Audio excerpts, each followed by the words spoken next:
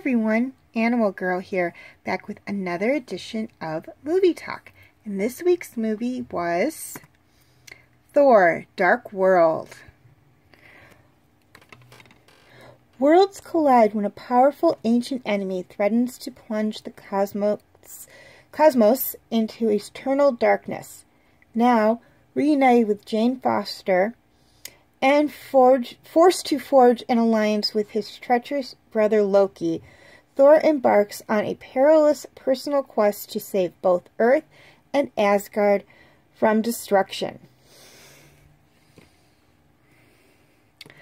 Okay, highlights of this movie. This was made in 2013 by Marvel and is a superhero film.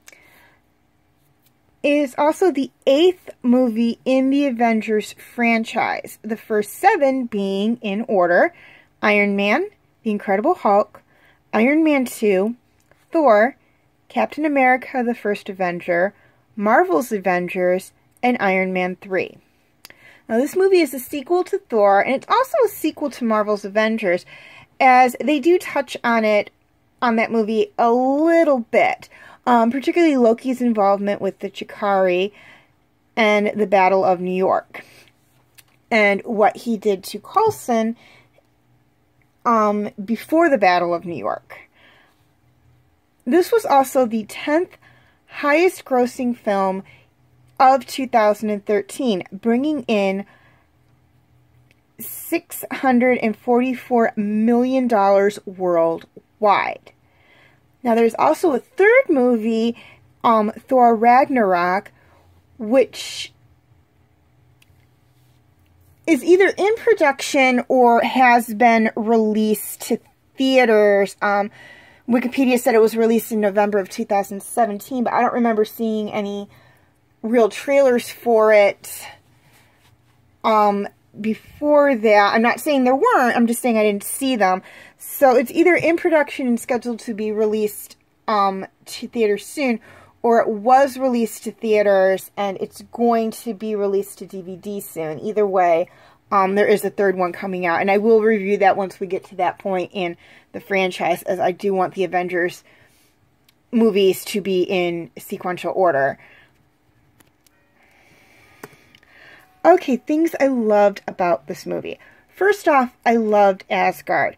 We spend a little more time there in this movie than we did in the first Thor movie, so I really liked that. I really liked seeing Asgard. I'm not big on Norse mythology, but I don't know enough about the legends and stories pertaining to it to really know what they depicted it looked like, but I'm pretty sure Marvel got pretty close to how it was, and if they didn't, I do like the Asgard they came up with. Also, we're not just in Asgard or on Earth. We are in other areas within the 9 realms. We're in the home of the Dark Elves, who are the main villains of the movie.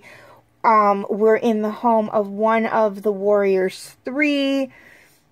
We're on Earth. We're in Asgard. We are going to a whole bunch of different worlds within this movie, which I really liked, because, again, I don't know that much about Thor or Norse mythology, but I do know it talks a lot about the 9 realms, the different realms.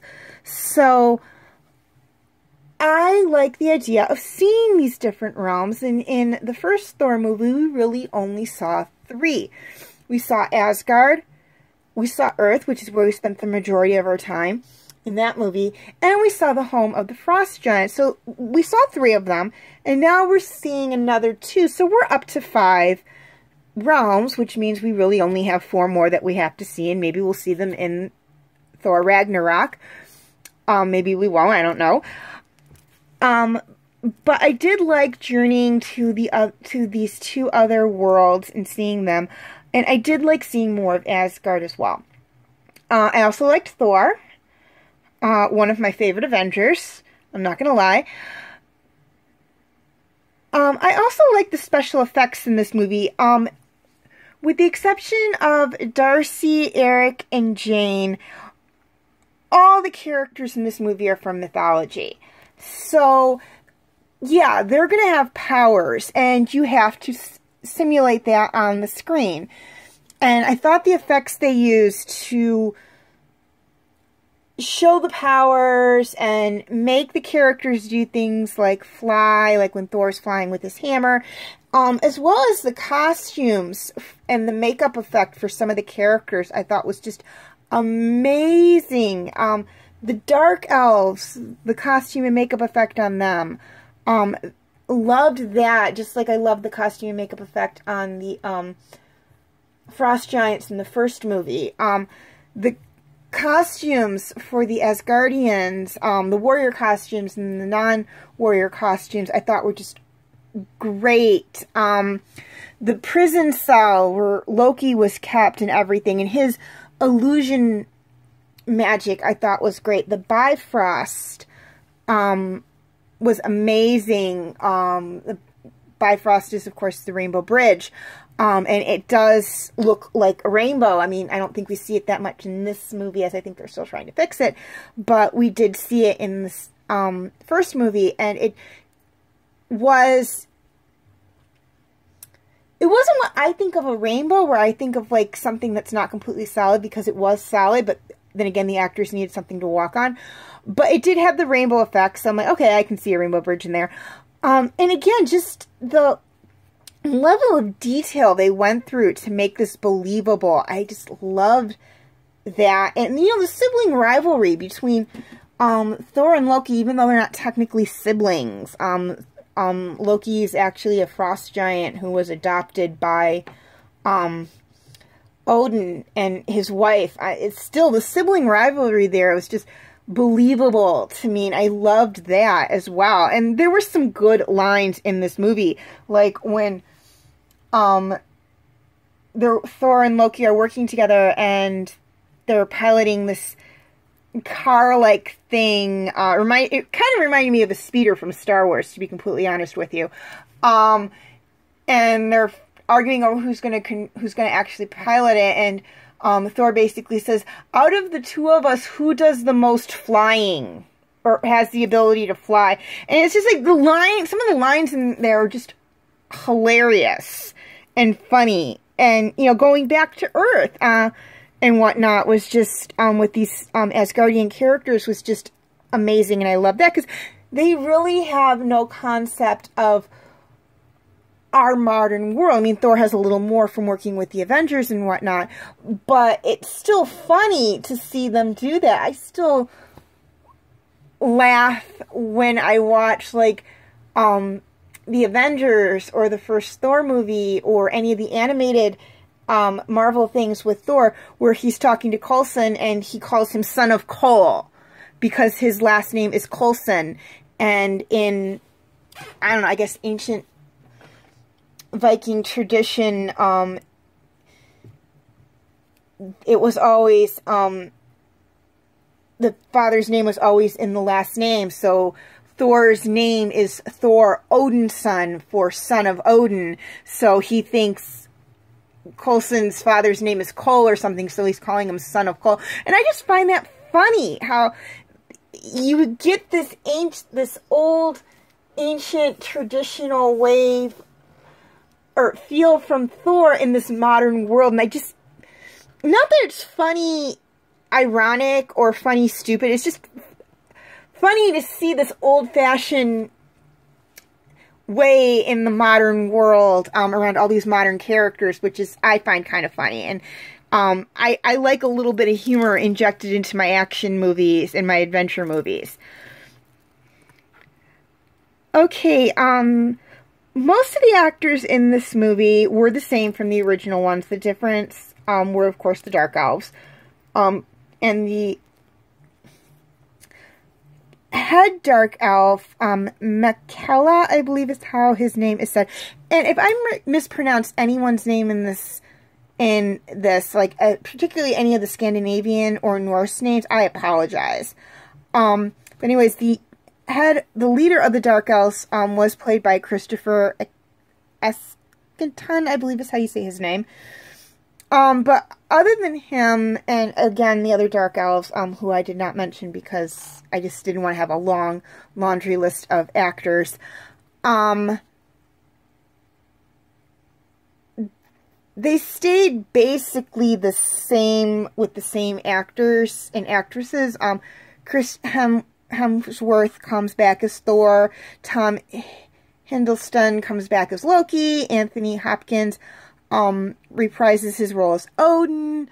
Rene Russo returns as Frigga, the Queen of the Norse Gods. Jamie Alexander returns as Sif. Darcy Lewis is played once again by Kate Dennings. Eric Selvage, I believe is how you pronounce his Scandinavian name, who's played by Stalin Skarsgård, I think is how you say his name.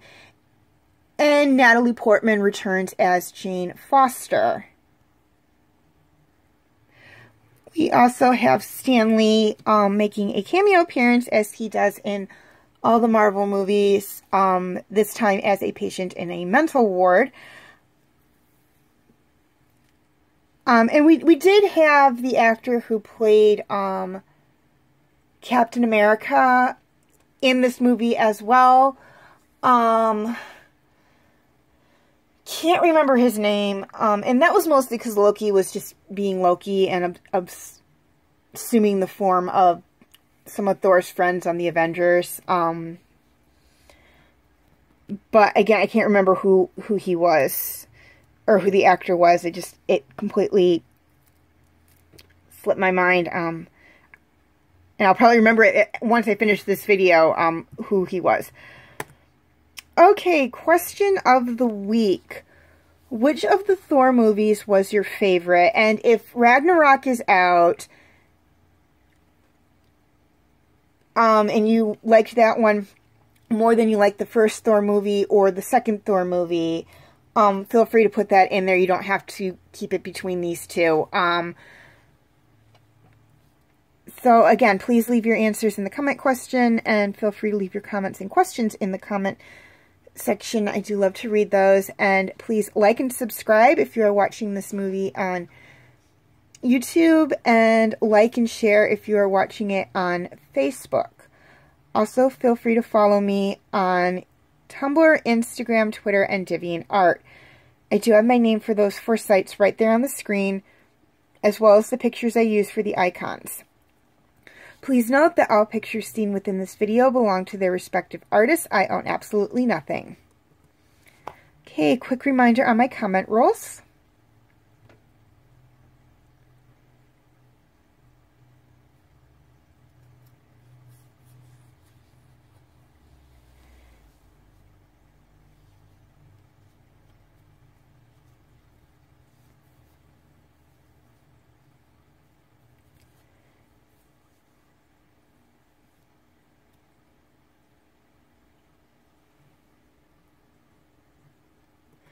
Okay, feel free to check out my related Marvels videos.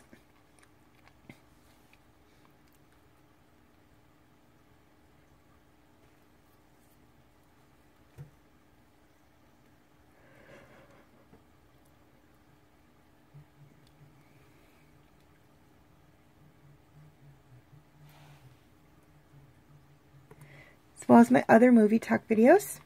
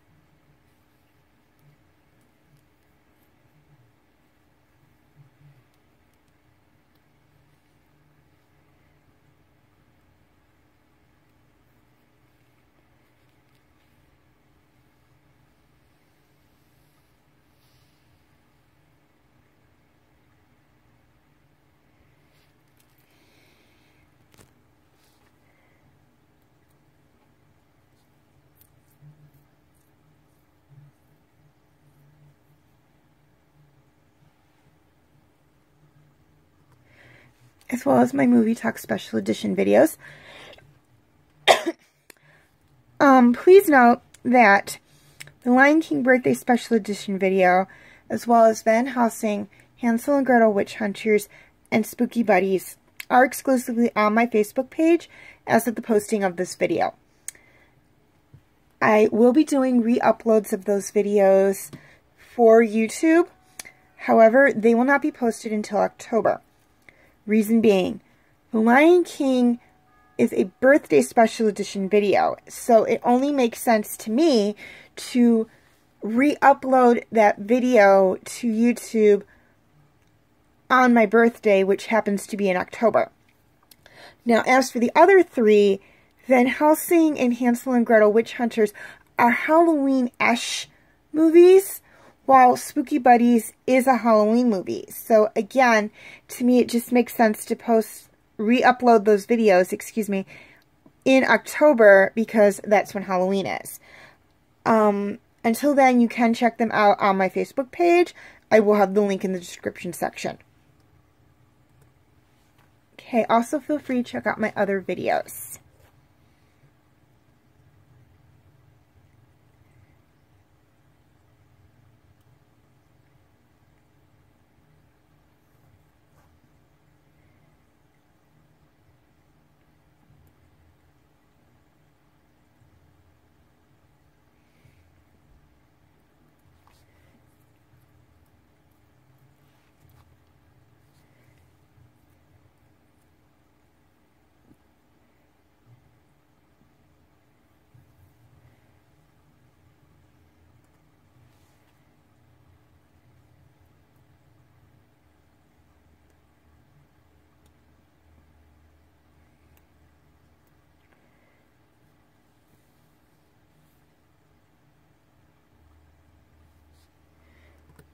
Okay, before I sign off, I'd just like to touch on one thing, and that is to please note that TV Talk is now exclusively on my Facebook page because for whatever reason, YouTube considers them to be spam.